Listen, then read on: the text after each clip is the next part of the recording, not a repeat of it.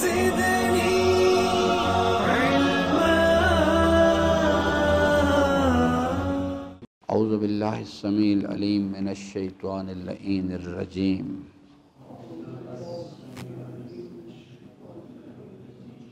بسم اللہ الرحمن الرحیم. اللہ لا الہ الا هو الحی القیوم لا تأخذہ سنۃ ولا نوم لہ ما فی السماوات وما فی الارض من ذا الذی یشفع عندہ الا بإذنہ یعلم ما بین ایدیہم وما خلفہم ولا یحیطون بشیء من علمہ الا بما شاء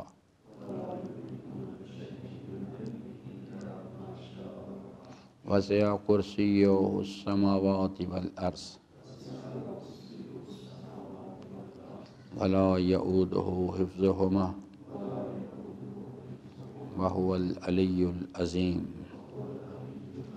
صدق اللہ مولانا العظیم وصدق رسولہ الکریم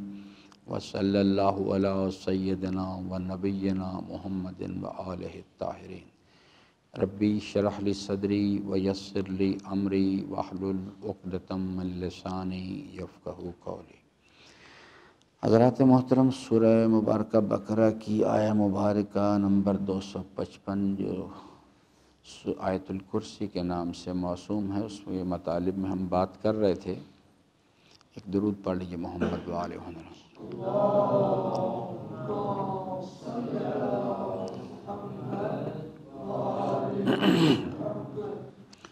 آج یعنی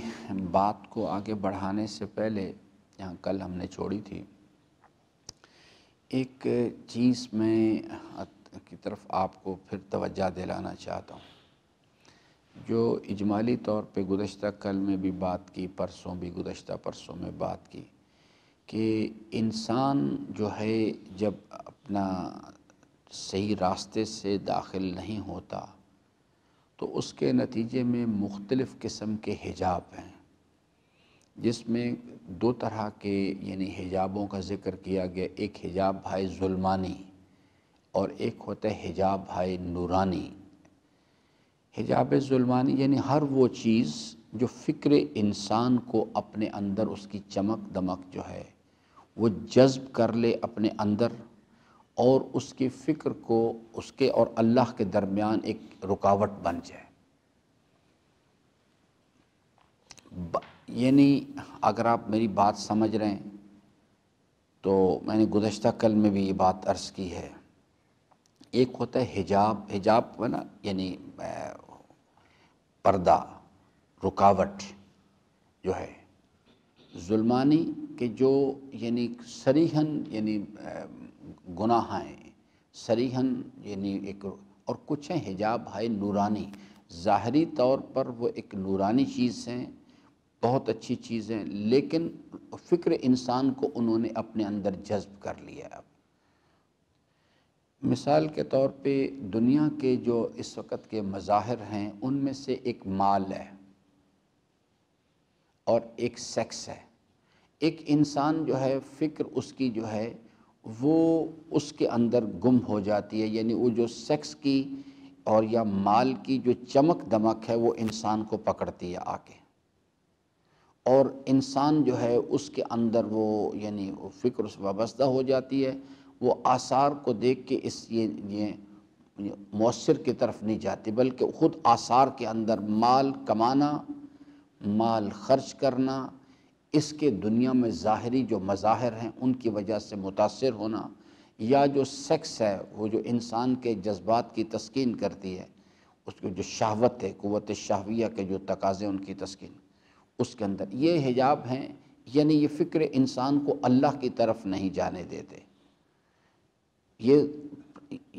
پرابلم اس لیے پیدا ہوتا ہے کہ انسان عقل سے صحیح طور پہ کام نہیں لیتا، وہ دنیا کو دیکھتا ہے. ان آثار میں کوئی خرابی نہیں بذات ہی، یہ مال بہت اچھی چیز ہے، سیکس بہت اچھی چیز ہے، یہ نہیں کہ یہ بری چیزیں ہیں، ان کی محبت بری چیز ہے، اور محبت میں انسان اس وقت مبتلا ہوتا ہے جب انسان عقل سے کام نہیں لے، صحیح طور پہ کام نہیں لیتا۔ جو سورہ مبارکہ ملک میں جو اللہ تعالیٰ نے بیان فرمایا کہ وہ کہیں گے لو کنا نسمع او نعقل ما کنا فی اصحاب السعیر۔ مال بری چیز نہیں، مال بہت اچھی چیز ہے۔ سیکس بری چیز نہیں، سیکس بہت اچھی چیز ہے۔ اگر یہ بری چیز ہوتی تو یعنی پیغمبران اس کی تعریف نہ کرتے۔ دنیا بھی بری چیز نہیں ہے، دنیا بہت اچھی جگہ ہے، کیونکہ یہ ایک زبردست را میٹیریل ہے۔ اسی کو استعمال کر کے انسان نے اب اللہ تعالیٰ کی رضا حاصل کرنی ہے، اسی کو استعمال کر کے اپنی آخرت تعمیر کرنی ہے۔ دنیا کی محبت بری چیز ہے۔ اب دنیا کے جو مظاہر ہیں ان میں سے جو چیزیں انسان، ان میں ایک حجاب ظلمانی ہے، جیسے سیکس ہے اور مال ہے، یہ انسان کو پکڑ لیتے ہیں۔ کچھ حجاب ہے نورانی ہیں کہ وہ بذات ہی بہت زبردست چیز ہے، جیسے خود قرآن ہے، خود قرآن کریم ہے، خود یعنی ولایت ہے کا نظام ہے، خود امامت کا نظام ہے، خود نبوت و رسالت ہے۔ اگر انسان جو ہے بغیر اللہ تعالیٰ کی معرفت کے ان کی طرف جائے گا تو یہی چیزیں انسان کو، یہ جو آپ کو اپنے گرد و پیش میں علی اللہ علی رب کے نعرے لگ رہے ہیں، یا اس قسم کی باتیں جو ہیں، یا سورہ مبارکہ نوح کے اندر جو بحث ہے یغوث نصر یعوق، یہ کون لوگ تھے؟ یہ اللہ تعالیٰ کے نیک بندے تھے۔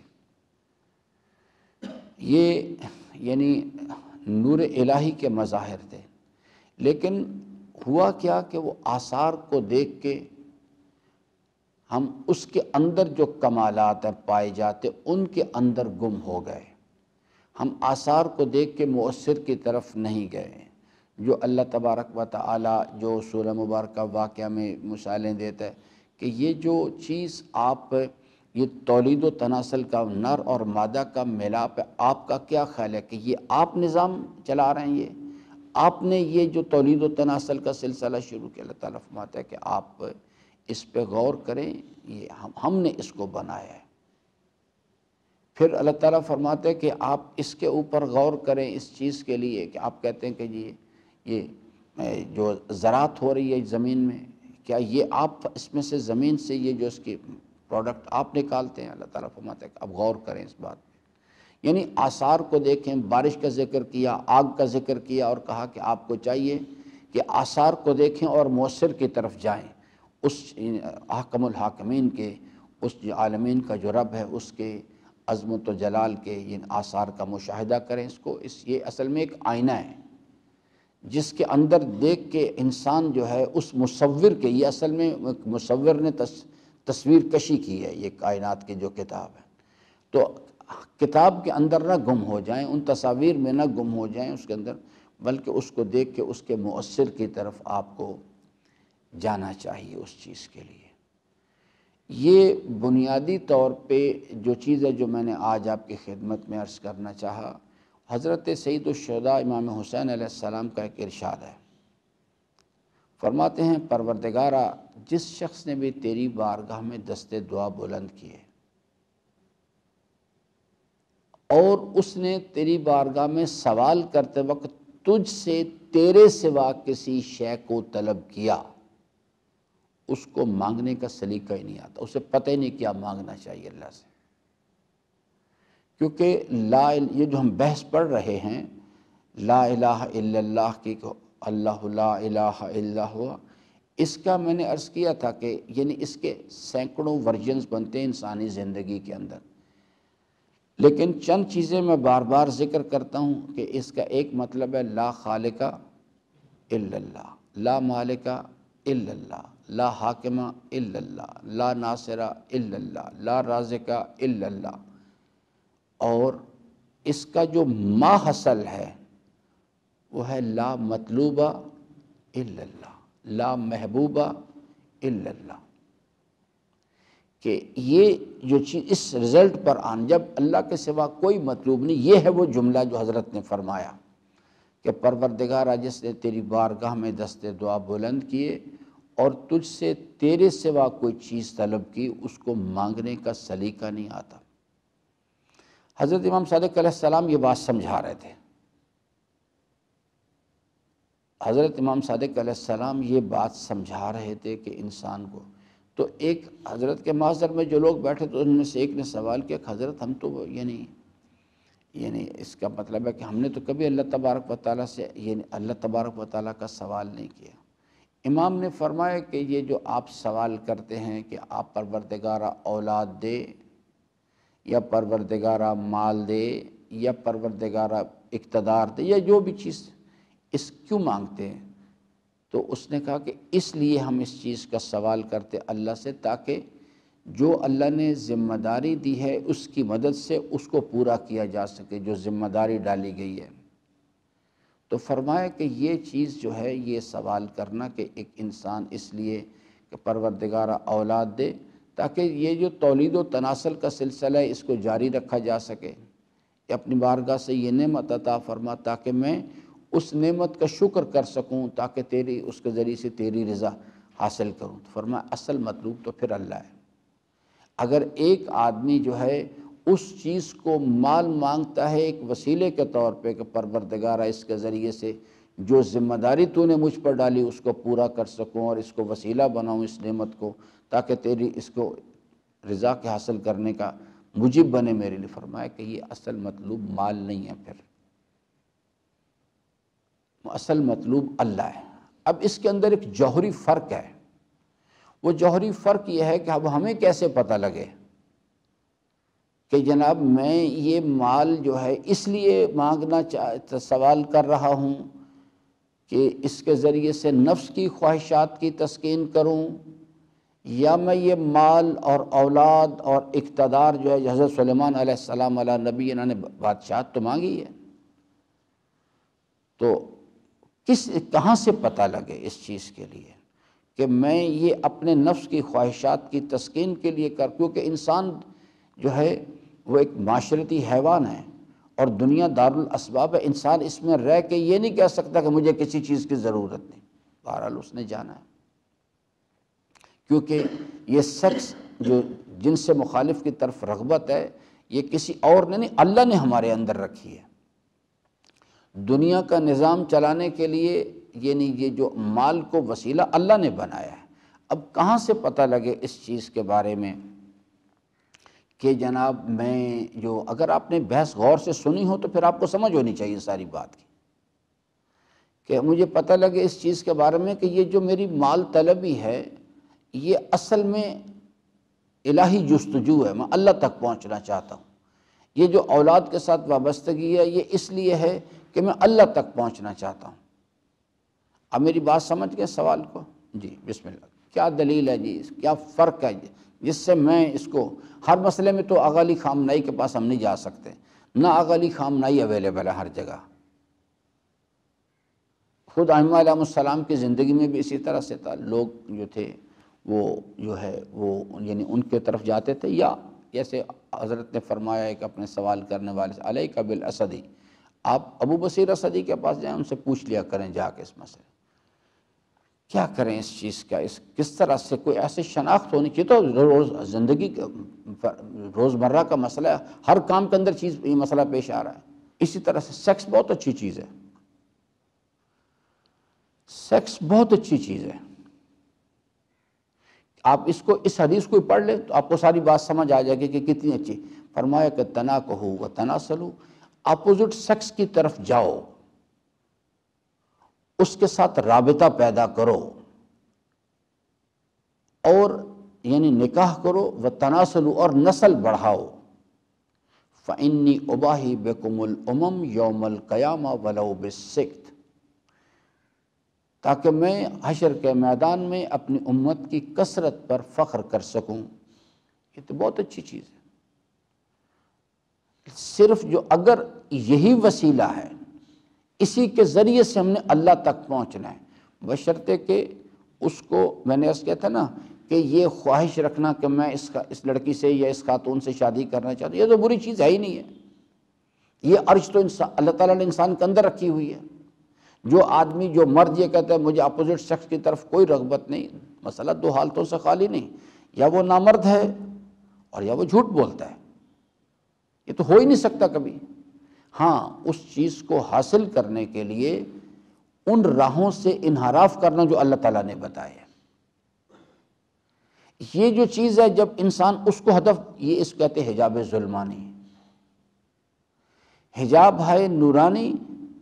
اگر ایک انسان بغیر اللہ تبارک و تعالیٰ کی معرفت کے انسان جو ہے نور امامت کی طرف جائے گا، نور نبوت کی طرف جائے گا، تو اس کے اندر جو اللہ نے کمالات رکھے ہیں وہ انسان کو اپنے اندر جذب کریں گے۔ خود قرآن کریم اگر وہ چیز، اور اگر فکر انسان جو ہے وہ اس کے اندر جذب ہو جاتی ہے تو سمجھ لیجئے کہ وہی چیز انسان کے لیے، یعنی وہ اس سے، یعنی قرآن کریم کی طرف رجوع کرے اپنے دنیا کے مفادات کی تعمیر کے لیے۔ جیسے یہ سورہ مبارکہ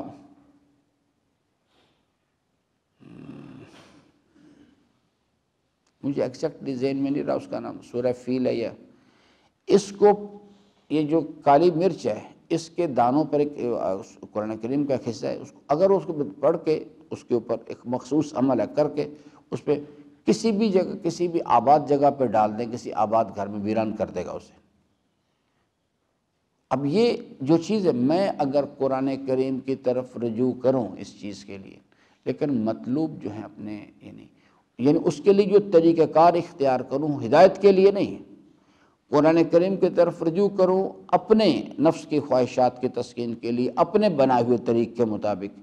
یہ حجاب نورانی ہے۔ یہ چیزیں خود انسان کی نماز حجاب بنتی ہے،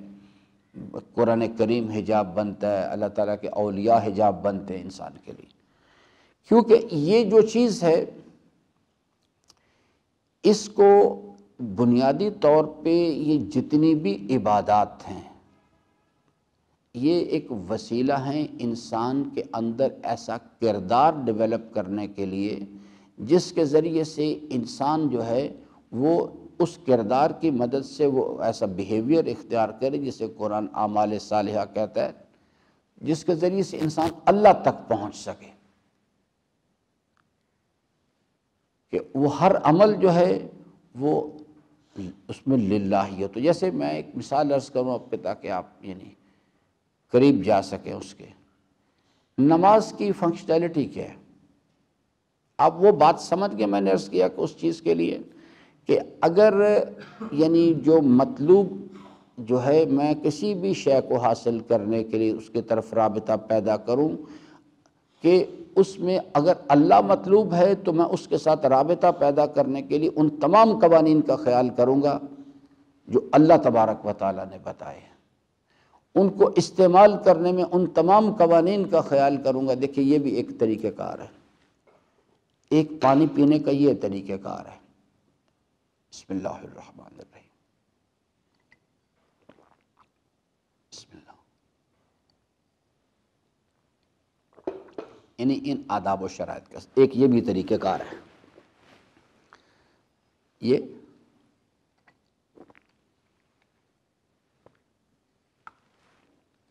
حیوانی طریقہ کار ہے۔